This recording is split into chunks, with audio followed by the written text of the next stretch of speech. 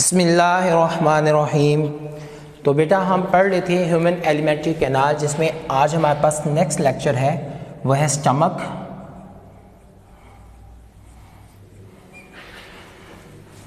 Digestion, क्योंकि stomach के अंदर digestion and churning process,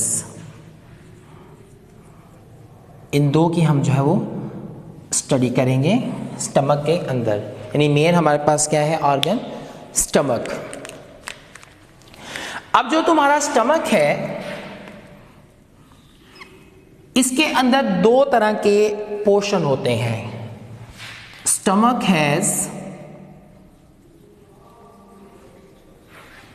to portions, have different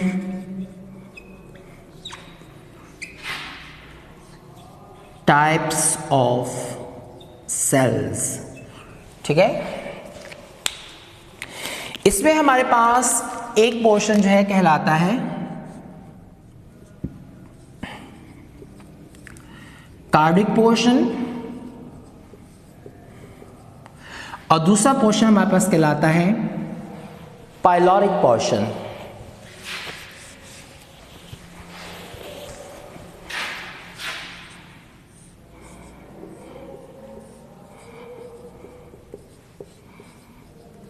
ये जो पाइलोरिक पोर्शन होता है इसमें हमारे पास मौजूद होते हैं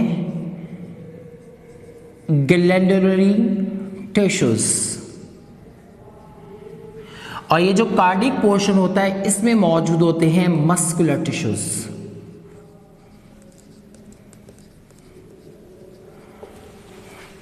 समझ आई बेटा कि आपके स्टमक जो है इसके अंदर इसको दो पोर्शन में डिवाइड किया जाता है।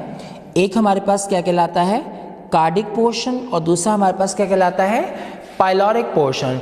जो कार्डिक पोर्शन होता है, क्योंकि लफ्ज़ कार्डिक हमेशा ये बात ध्यान में रखना, ये रेफर करता है हार्ट मसल्स को, और हार्ट मसल्स जो है वो एक्सपेंड करने और कंट्रैक्ट करने की उनमें सलाहियत होती है। इसलिए जहाँ भी आके यानी कि दिल के मसल्स जो है वो भी मस्कुलर टिश्यूज हैं, लेकिन वो हार्ट के साथ मुंसलिक होने की वजह से कार्डिक है। तो जहाँ भी दिल के अलावा जिस्म के किसी और हिस्से में कार्डिक की बात करेंगे तो इसका मतलब यही नहीं होगा कि वहाँ पर दिल के टिश्यूज आ गए, बल्कि वो दिल की मानद टिश्यूज होंगे, यानी कि मस्कुलर टिश्यूज होंगे कि जिनके अंदर एक्सपेंड होने की और कंट्रैक्ट होने की एबिलिटी होती है। उन्हें क्या बोला जाएगा, कार्डिक टिश्यूज बोला जाएगा। ठीक है, तो ये कार्डिक पोर्शन जो है इसमें मस्कुलर टिश्यूज होते हैं, और जो पाइलोरिक पोर्शन होता है इसके अंदर मौजूद होते हैं ग्लैंडुलरी टिश्यूज मौजूद होते हैं। अब जैसे मैंने अभी बताया है कि जो मस्कुलर टिश्यूज हैं, प्रीवियस लेक्चर के अंदर भी ये बातें हो चुकी हैं। मस्कुलर जो टिश्यूज होते हैं इनका वर्क होता है आपके स्टमक में पेरिस्टालसिस। असल में हकीकत तो ये है कि जब तुम मुंह के अंदर खुराक रखते हो पेरिस्टालसिस मूवमेंट उसी वक्त एक्टिवेट हो जाती है। मीन्स तुम्हारा यही वो मूवमेंट है जो तुम्हारे खाने को ओरल कैविटी से तुम्हारे स्टमक तक लेकर आती है। अगर पेरिस्टालसिस जो है वो स्टार्ट ना हो तो कभी तुम्हारी जुबान जो है, जुबान के अंदर वो मूवमेंट पैदा होकर खुराक जो है वो हलक से आपके स्टमक में दाखिल नहीं हो सकती, सही ना। लेकिन स्पेशली ये मूवमेंट हम बात करते हैं कि जब तुम्हारे muscular tissues means cardiac portion के टिश्यूज जो है एक्टिवेट होते हैं, तो ये मूवमेंट जो है वो आपकी एक्टिवेट हो जाती है। जैसे पेरिस्टालसिस होती है, तो पेरिस्टालसिस के अंदर हमारे पास जो फूड है उसको मिक्स अप किया जाता है।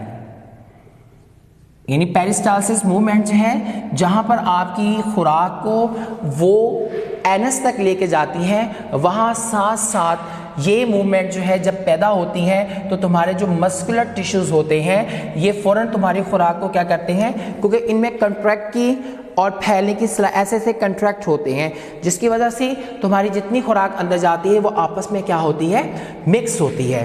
बड़ा समझ आ गई मेरी बात की।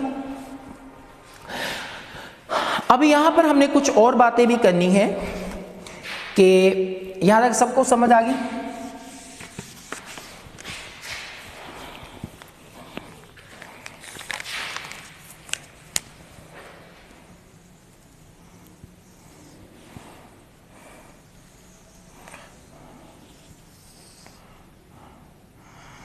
अब जो तुम्हारा स्टमक है वो इंग्लिश के वर्ड ऐसे जे की मानिद होता है, ठीक है ना। मैंने इस तरीके से थोड़ा मैंने एक्सटेंड करके बना दिया है। इसकी शक्ल जो है वो इंग्लिश के वर्ड जे की मानिद होती है।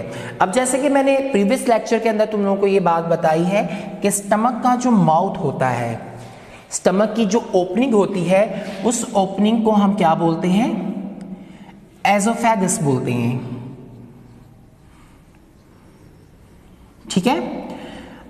अब ये जो पहले वाला मैं थोड़ा सा हिस्सा बना रहा हूं, क्योंकि जैसे आपका एसोफेगस का रास्ता खत्म होता है तो उससे अगला पोर्शन आपका होता है ये कार्डिक पोर्शन होता है।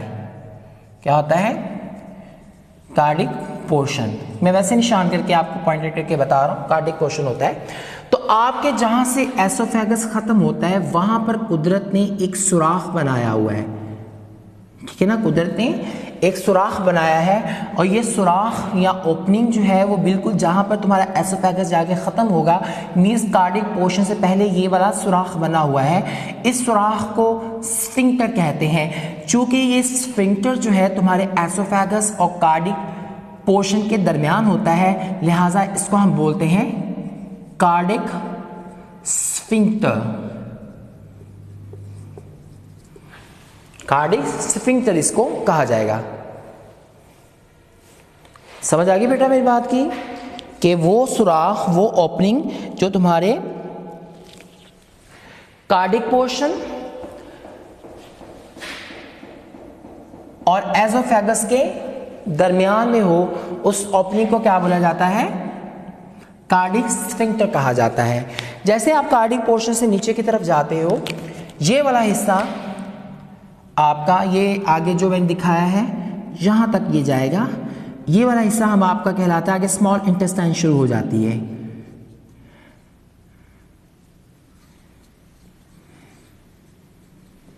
ठीक है, तो ये वाला जो पोर्शन है जहां तक मैं निशान लगाया यहां तक यह होता है, इस पोर्शन को हम बोलते हैं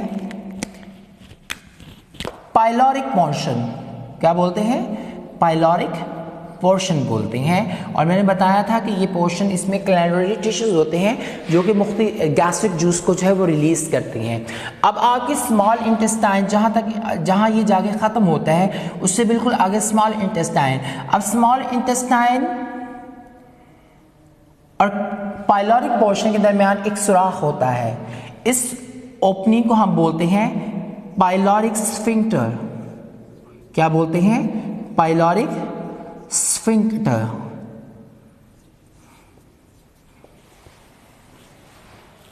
पाइलोरिक स्फिंक्टर इसे कहा जाता है। बेटा समझ आ गई मेरी बात की? अब इनका काम क्या है? अब जब पीछे से फूड एंटर हो रही होती है तो ये क्या करता है कि जैसे फूड आती है कंट्रैक्ट होता है, और कंट्रैक्ट होने की वजह से जितनी फूड पीछे से आ रही होती है वो इस पोर्शन के अंदर दाखिल हो जाती है। अब यहाँ पर जो आप लोगों की सेमी डाइट, कुछ यहाँ मुकम्मल डाइजेस्ट हो जाता है जैसे प्रोटीन्स वगैरह, ठीक है ना। वो डाइजेस्टेड और अनडाइजेस्टेड मटेरियल जो थोड़ा बहुत रह गया होता है डाइजेशन का प्रोसेस यहाँ पे कंप्लीट नहीं होता। स्मॉल इंटेस्टाइन के पहले पोर्शन के अंदर जाके हर चीज़ मुकम्मल तौर पर जो है वहाँ कुछ डाइजेशन यहाँ होती है, जिनकी डाइजेशन यहाँ नहीं हो पाती वो जाके स्मॉल इंटेस्टाइन के अंदर होती है। तो जैसे ही यहाँ पे खुराक इसमें दाखिल होती है इस पोर्शन के अंदर, तो यहाँ से जब उसने स्मॉल इंटेस्टाइन के अंदर जाना है तो ये पोर्शन जो दरमियान में कुदरत ने एक सुराख बनाया हुआ, ये कंट्रैक्ट होता है और सारी खुराक जो है वो किस में दाखिल करता है?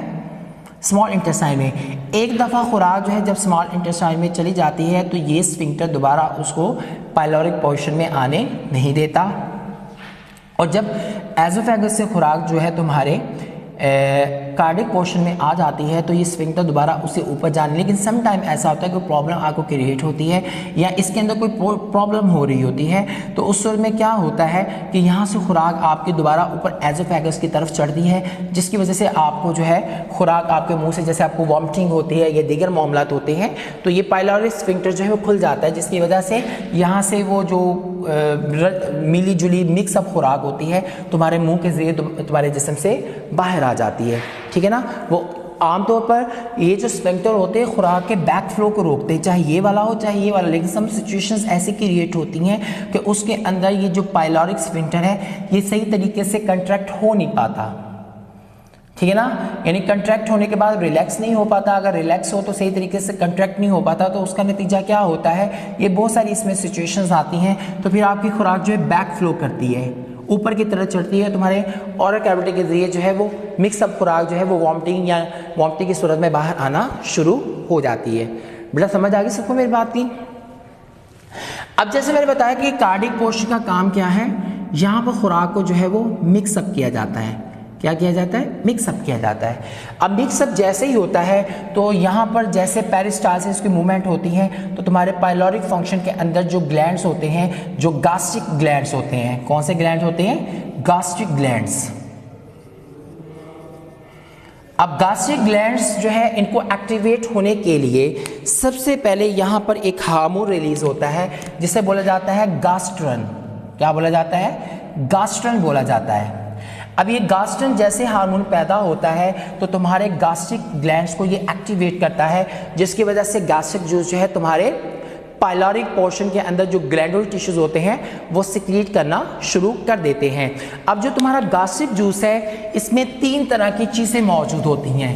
कितनी तरह की चीज़ें मौजूद होती हैं, 3 तरह की चीज़ें मौजूद होती हैं।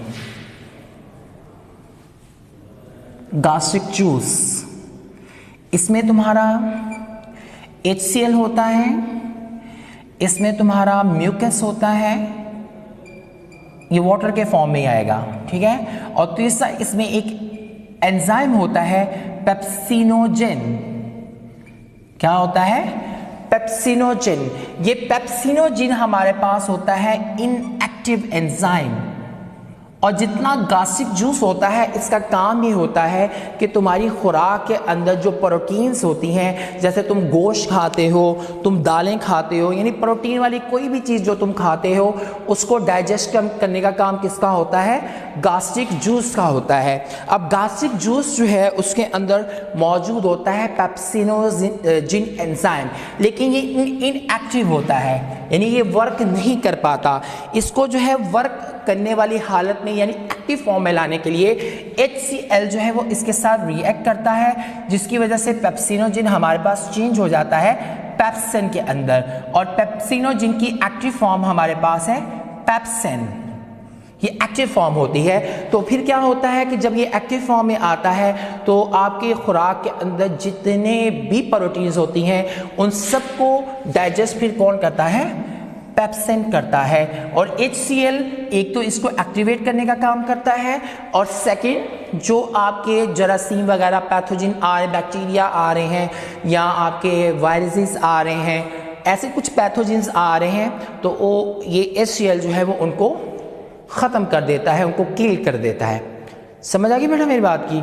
अब यहाँ पे भी कंट्रैक्शन मूवमेंट्स हैं, तो कंट्रैक्शन मूवमेंट पूरे स्टमक के अंदर चल रही होती हैं, ठीक है ना। ज़ाहिर ये हिस्सा हिलेगा, नीचे वाला हिस्सा भी हिल रहा होगा, ना सारा एक्टिवेट हुआ होता है। तो उसका नतीजा क्या होता है, खुराक को जहाँ पे मिक्स हो, तो जब आप एक चीज़ को, जैसे आप अपना हाथ लो, हाथ को तुम जोर जोर से रगड़ना शुरू करो तो तुम्हारे हाथों में क्या पैदा होती है, हीट पैदा होती है। तो सेम ये जो स्टमक की वॉल हैं जब इस तरह मूव कर रही होती हैं तो इनके अंदर पैदा होती है हीट। जैसे हीट पैदा होती है तो इस खुराक के अंदर जो तुम ले रहे हो, अगर तुम उसके अंदर चिकनाइयाँ ले रहे हो, लिपिड्स ले रहे हो या फैटी एसिड्स ले रहे हो, तो उनको जो है वो जो हीट पैदा अंदर कंट्रैक्शन की वजह से होती है वो इन लिपिड्स पार्टिकल्स को जो है मेल्ट कर देती है। क्या कर देती है, फैटी एसिड या लिपिड्स या ऐसी कोई चीज़ तुम घी वाली खा रहे हो तो उसको क्या कर देती है, वो मेल्ट कर देती है। और मेल्ट करने के इस प्रोसेस को हमारे पास कहलाता है वो चर्निंग प्रोसेस। क्या कहलाता है, वो चर्निंग प्रोसेस कहलाता है। बड़ा समझ आई मेरी बात की कि जब आपकी पेरिस्टाल्सिस मूवमेंट होती हैं और आपके कार्डिक पोर्शन के अंदर कंट्रैक्शन का प्रोसेस चल रहा होता है, ठीक है ना, तो उसका नतीजा आपके क्या होता है कि आपके स्टमक के अंदर बहुत ज़्यादा हीट पैदा होती है। तो हीट पैदा होने की सूरत में आपकी खुराक के अंदर जो फैट्स होते हैं आपके, चाहे वो सैचुरेटेड फैट्स हैं चाहे आपके अनसैचुरेटेड फैट्स हैं, तो उस सूरत के अंदर, क्योंकि फैट्स को भी डाइजेस्ट करने के लिए कुदरत ने इंतज़ाम किया हुआ है, ये आगे जब मैं समझाऊंगा तो उसमें बताऊंगा कि स्मॉल इंटेस्टाइन के अंदर जो एंजाइम्स हैं वो कहाँ कहाँ से उतरते हैं और उनका क्या काम है। तो बहरहाल यहाँ पर अगर तुम फैट्स वगैरह ले रहे हो, फैटी एसिड्स ले रहे हो, ख़ास तौर पर अनसैचुरेटेड ले रहे हो, ठीक है ना, तो उस सूरत में यहाँ पर हीट पैदा होगी। हीट की सूरत में क्या होगा, वो जो जितना आप लोगों के सैचुरेटेड जो फैटी एसिड्स हैं वो पिघलना शुरू हो जाएंगे। तो इस पिघलने के प्रोसेस को हम क्या बोलते हैं, चर्निंग प्रोसेस बोलते हैं, ठीक है ना। अब जब चर्निंग प्रोसेस हो जाएगा, ऊपर से कंट्रैक्शन खुराक को मिक्सअप किया जा रहा है, ऊपर से चर्निंग प्रोसेस है, सब कुछ करके आपका जितना खाया पिया होता है वो सब एक सूप की शक्ल इख्तियार कर देता है। जैसे शोरबा नहीं होता, शोरबे के अंदर तुम जो चीज़ें भी मिलाओगे सारी मिक्सअप हुई होती हैं। तो ये हमारे पास जो है जितना तुम ग़िज़ा लेते हो वो सारी एक दूसरे के साथ मिक्सअप होकर वहाँ एक शोरबा बना देती हैं, एक सूप लाइक स्ट्रक्चर बनाती हैं। वो सूप लाइक आपका जो मटीरियल है वो सब्सटेंस से जो वो कहलाती है कायम। इसको चाइम नहीं पढ़ना, वो हमारे पास सूप लाइक जो मटेरियल है, फिर हमारे पास वो क्या कहलाती है, कायम कहलाती है। तो जब जैसे यहाँ पर कायम बन जाता है तो बेटा मैंने पहले बताया है कि आपका डाइजेशन का प्रोसेस ओरल कैविटी से ही शुरू हो जाता है, ठीक है ना। तो यहाँ पे बहुत सारी चीज़ें जो हैं वो उनकी डाइजेशन, खास तौर पर प्रोटीन की यहाँ पर डाइजेशन होती है। तो कुछ जो मटेरियल जैसे कार्बोहाइड्रेट या दीगर ऐसी चीज़ें या लिपिड्स वगैरह जिनकी यहाँ पर मुकम्मल डाइजेशन नहीं होती, तो वो यहाँ से सारे का सारा जो मटेरियल डाइजेस्टेड और अनडाइजेस्टेड जो है वो यहाँ से मूव करता है और इस पाइलोरिक स्फिंक्टर जो है कंट्रैक्ट होता है और सारा काम जो है तुम्हारे स्मॉल इंटेस्टाइन के अंदर एंटर हो जाता है। फिर यहाँ पे जाके तुम्हारे लीवर के अंदर से आपके बायो ग्लैंड्स हैं, आपके पैंक्रियाटिक ग्लैंड्स हैं, ये डिफरेंट तरह के हार्मोन्स निकालते हैं, सार्स निकालते हैं अपने अंदर से। तो जो चीज़ें यहाँ पर डाइजेस्ट नहीं होती वो यहाँ पर जाके मुकम्मल तौर पर क्या हो जाती हैं, डाइजेस्ट हो जाती हैं। डाइजेस्ट होने के बाद अगले पोर्शन के अंदर जाके वो हमारे पास एब्जॉर्ब होना शुरू हो जाती है। जब सब कुछ एब्जॉर्ब हो जाता है तो बाकी सारा का सारा पोर्शन आपका जो है वो तीसरे हिस्से के अंदर भी एब्जॉर्प्शन होती है, लेकिन ज़्यादा एब्जॉर्प्शन जो है बस सेकंड वाले मिडल वाले हिस्से में हो जाती है। नेक्स्ट टॉपिक के अंदर ये मैं बात करूँगा, ठीक है। तो जो हमारे पास डाइजेस्ट नहीं होती, ना यहाँ होती है ना यहाँ होती है, ना एब्जॉर्ब, वो एब्जॉर्ब भी नहीं होगी, तो उस सारे वेस्ट मटेरियल को जो है तुम्हारी लार्ज इंटेस्टाइन की तरफ भेज दिया जाता है। वो 3 पोर्शन के अंदर से लार्ज इंटेस्टाइन के गुजरते हैं, तुम्हारे एनएस तक जाता है और जब तुम्हें हाजत होती है, तुम्हारा एनएस कंट्रैक्ट होता है, तुम्हें रिफ्लेक्स होती है, तो तुम्हारा एनएस जो है वो ओपन हो जाता है और सारे वेस्ट मटेरियल को आप जो है वो एज आ फेसेस अपने जिस्म से बाहर एलिमिनेट कर देते हो। समझ आ गई बेटा सबको मेरी बात की। नेक्स्ट लेक्चर के अंदर इंशाल्लाह जो 2 टॉपिक्स रह गए हैं वो नेक्स्ट लेक्चर के अंदर मैं बयान करूँगा। अल्लाह ताला आप सबका हामी हो, नासिर हो।